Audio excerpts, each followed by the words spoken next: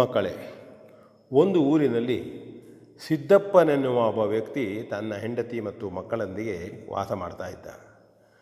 ಒಳ್ಳೆಯ ಚೆನ್ನಾಗಿ ಆದಾಯ ಬರ್ತಿತ್ತು, ಸುಖವಾಗಿದ್ದರು. ಆದರೆ ಭಾಳಷ್ಟು ಜಿಪುಣ ಅವನು. ಯಾರಿಗಾದರೂ ಕೊಡುವುದು ಅಂತಂದರೂ ಹಿಂದೆ ಮುಂದೆ ನೋಡ್ತಿದ್ದ. ದಾನ ಧರ್ಮಾದಿಗಳನ್ನು ಮಾಡುವವನೇ ಅಲ್ಲ, ಒಳ್ಳೆಯ ಕೆಲಸಕ್ಕೂ ಮನಸ್ಸು ಮಾಡೋವನಲ್ಲ. ಊಟ ಆಹಾರ ಅವನ ಕೆಲಸ ಆಯಿತು, ಹೀಗೆ ಇರ್ತಿದ್ದ. ಮನೆಯಲ್ಲಿ ಹೆಂಡತಿ ಮಕ್ಕಳು ಹೇಳ್ತಿದ್ರು, ಯಾರಿಗಾದರೂ ಬಡವರಿಗೆ ಸಹಾಯ ಮಾಡೋಣ, ಸ್ವಲ್ಪ ಒಳ್ಳೆಯ ಸಂಸ್ಥೆಗಳಿಗೆ ಸಂಘಗಳಿಗೆ ಏನಾದರೂ ಹಣವನ್ನು ಕೊಡೋಣ, ಅಂಗವಿಕಲರು ಬಡವರು ನಿರ್ಗತಿಕರಿಗೆ ಸಹಾಯ ಮಾಡೋಣ ಅಂದರೆ, ಇಲ್ಲ ಇನ್ನೂ ಸಮಯ ಉಂಟು, ವೃದ್ಧಾಪ್ಯ ಬರಲಿ, ಈಗ ಆರಾಮಿದ್ದೇವಲ್ಲ ನಾವು, ಬೇಡ ಬೇಡ ಅಂತಿದ್ದ. ಹಾಗಿರುವಾಗ ಆ ಹೆಂಡತಿ ಮಕ್ಕಳಿಗೆ ಸ್ವಲ್ಪ ಬೇಸರವಾಗ್ತಿತ್ತು. ಆದರೂ ಮನೆಯಲ್ಲಿ ಅವರು ಚೆನ್ನಾಗಿ ಇದ್ದರು. ಒಂದು ದಿನ ಯಮಧರ್ಮರಾಯ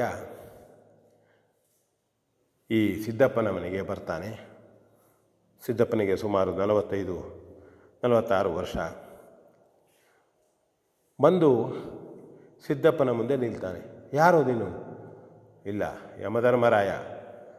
ನೋಡಿದರೆ ಗೊತ್ತಾಗೋದಿಲ್ವಾ? ನನ್ನ ಯಾದಿಯನ್ನು ನೋಡು, ನಿನಗೆ ಮರಣ ಬಂದಿದೆ. ಯಾದಿಯಲ್ಲಿ ಮೊದಲನೆಯ ಹೆಸರು ನಿನ್ನದೇ ಇದೆ. ಅಯ್ಯೋ, ನನಗಿನ್ನೂ 45-46 ವರ್ಷ, ಇನ್ನೂ ಬಾಳಬೇಕು, ಇನ್ನೂ ನಾನು ಏನೂ ಮಾಡಿಲ್ಲ, ನಂತರ ನನ್ನನ್ನು ಸೇರಿಸ್ಕೊಳ್ಳಿ, ಈಗ ಬೇಡ, ಈಗ ಯಾಕೆ ನನಗೆ ಸಾವು, ಇನ್ನೂ ಬಾಳಿ ಬದುಕಬೇಕಾದವನು ನಾನು, ಹೆಂಡತಿ ಮಕ್ಕಳಿದ್ದಾರೆ ಪಾಪ. ಹಾಗಲ್ಲ, ಆಗೋದಿಲ್ಲ, ಸಾವು ಬಂದಾಗ ಹೋಗುವುದೇ, ನನಗೆ ಅದಕ್ಕಾಗಿ ನಾನು ಬಂದಿದ್ದೇನೆ, ಪಾಶವನ್ನು ಹಾಕ್ತೇನೆ ನಿನ್ನ ಕೊರಳಿಗೆ, ಈಗ ಹೊರಡುವುದೇ. ಆಗ ಸಿದ್ದಪ್ಪ ಆಲೋಚನೆ ಮಾಡ್ತಾನೆ. ಅಯ್ಯೋ, ನೀವು ನಿಂತ್ಕೊಂಡೇ ಇದ್ದೀರಲ್ಲ ಯಮಧರ್ಮರಾಯರೇ, ಕುಡಿಲಿಕ್ಕೇನೋ ಕೊಡ್ತೇನೆ, ಒಳ್ಳೆಯ ಆಸನವನ್ನು ಕೊಡ್ತಾ ಇದ್ದೇನೆ ಅಂತ ಹೇಳಿ ಅವನಿಗೆ ಉಪಚಾರ ಮಾಡ್ತಾನೆ. ಒಳ್ಳೊಳ್ಳೆಯ ಹಣ್ಣುಗಳನ್ನು ತಂದು ಕೊಡ್ತಾನೆ. ನಂತರ ಹಣ್ಣುಗಳನ್ನು ಚೆನ್ನಾಗಿ ಯಮಧರ್ಮರಾಯ ತಿಂದ ಮೇಲೆ ಒಳಗೆ ಹೋಗಿ ಉತ್ತಮವಾದಂತಹ ಗೋವಿನ ಹಾಲನ್ನು ತಂದಿದ್ದೇನೆ ಅಂಥೇಳಿ ಕೊಡ್ತಾನೆ.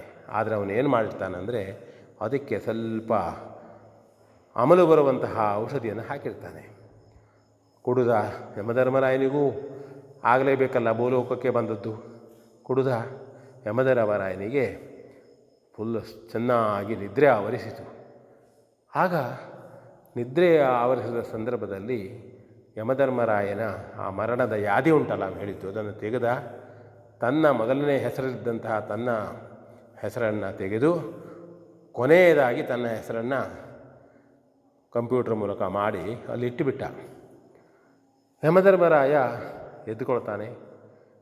ಭಾಳ ಸಂತೋಷವಾಯಿತು ಸಿದ್ದಪ್ಪನವರೇ, ಇಲ್ಲ, ನಾನು ಈಗ ಬದಲಾವಣೆ ಮಾಡ್ತಾ ಇದ್ದೇನೆ, ನಿಮ್ಮದು ಯಾದಿಯಲ್ಲಿ ಪ್ರಥಮ ಇದ್ದವರನ್ನು ನಾನು ತೆಗೆದುಕೊಂಡು ಹೋಗ್ಲಿಕ್ಕೆ ಬಂದಿದ್ದೇನೆ.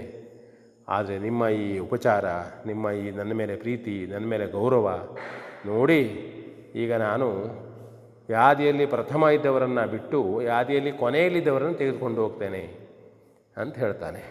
ಆಗ ಸಿದ್ದಪ್ಪನಿಗೆ ಆಘಾತ ಆಗ್ತದೆ. ಅಯ್ಯೋ, ತಾನು ಇಷ್ಟು ಮಾಡಿದ್ರೂ ತನಗೆ ತಪ್ಪಲಿಲ್ವಲ್ಲ. ಆಗ ತನ್ನ ಹೆಂಡತಿ ಮಕ್ಕಳು ಇಷ್ಟು ದಿನ ಹೇಳಿದರೂ ತಾನು ಕೇಳಲಿಲ್ಲ. ಇದ್ದಷ್ಟು ದಿನ ನಾನು ಸಹಾಯ ಮಾಡಬಹುದಾಗಿತ್ತು, ಒಳ್ಳೆಯ ಕೆಲಸ ಮಾಡಬಹುದಾಗಿತ್ತು. ನನ್ನ ಜೀವನದಲ್ಲಿ ಯಾವುದೇ ಒಳ್ಳೆಯ ಕೆಲಸ ಆಗಿಲ್ಲ. ಕೂಡಿಡುವುದು, ಸಂಪತ್ತು ಶೇಖರಣೆ, ಪಾಪ ಪ್ರೀತಿಯಿಂದ ಮಕ್ಕಳೊಂದಿಗೆ ಹೆಂಡಂದಿರೊಂದಿಗೆ ಒಳ್ಳೆಯ ಸ್ಥಳವನ್ನು ನೋಡಲಿಕ್ಕೂ ಹೋಗಲಿಲ್ಲ, ನಾನು ಒಳ್ಳೆಯ ಕಾರ್ಯಕ್ರಮವನ್ನೂ ಮಾಡಲಿಲ್ಲ ಅಂತ ಹೇಳ್ತಾನೆ, ದುಃಖ ಪಡ್ತಾನೆ. ಆದರೆ ಏನು ಮಾಡೋದು? ಯಮಧರ್ಮರಾಯ ಅವನನ್ನು ಪಾಶ ಹಾಕಿ ಒಯ್ದು ಬಿಡ್ತಾನೆ. ಇದು ಒಂದು ಕತೆ. ಇಲ್ಲಿಯ ನೀತಿ ಕಥೆಯಲ್ಲಿ ಬರತಕ್ಕಂಥದ್ದು, ಹುಟ್ಟು ಸಾವಿನ ಮಧ್ಯೆ ನಮ್ಮ ಪರಿಸ್ಥಿತಿಗೆ ಅನುಗುಣವಾಗಿ ಸಾಧ್ಯವಾದ ಮಟ್ಟಿಗೆ ಬೇರೆಯವರಿಗೆ ಸಹಾಯ ಮಾಡಬೇಕು. ಅಂಗವಿಕಲರಿರ್ಬೋದು, ನಿರ್ಗತಿಕರಿರ್ಬೋದು, ಬೇಡ ವೃದ್ಧಾಪ್ಯದಲ್ಲಿರಬಹುದು, ಮಹಿಳೆಯರಿರ್ಬೋದು, ನಮ್ಮಿಂದಾದಂತಹ ಸಹಾಯ ಹಣಕಾಸಿನಿಂದಲೇ ಅಂತ ಅಲ್ಲ, ಹಣಕಾಸಿನಿಂದಿರ್ಬೋದು, ನಮ್ಮ ಪರಿಸ್ಥಿತಿ ಆದಾಯಕ್ಕನುಗುಣವಾಗಿ ನಾವು ಸಹಾಯವನ್ನು ಮಾಡಿ ಬದುಕಿದರೆ ಅದಕ್ಕಾಗಿ ಮಾಡಬೇಕಾಗಿತ್ತು ಹೇಳುವ ಒಂದು ಪಶ್ಚಾತ್ತಾಪ ಪಡುವ ಸಂದರ್ಭ ಬರುವುದಿಲ್ಲ. ಹುಟ್ಟು ಸಾವಿನ ಮಧ್ಯೆ ಒಳ್ಳೆಯ ಕೆಲಸ ಮಾಡ್ತಾ ಬದುಕೋಣ ಅಂತ ಹೇಳ್ತಾ ವಿ ಎನ್ ಭಾಗವತ್